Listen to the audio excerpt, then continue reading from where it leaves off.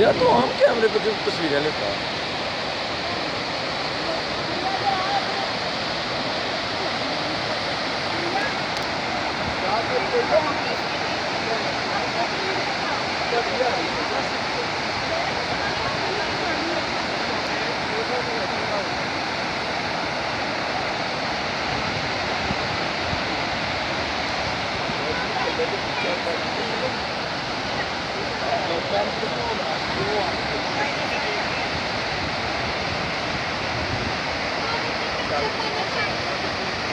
यार उसको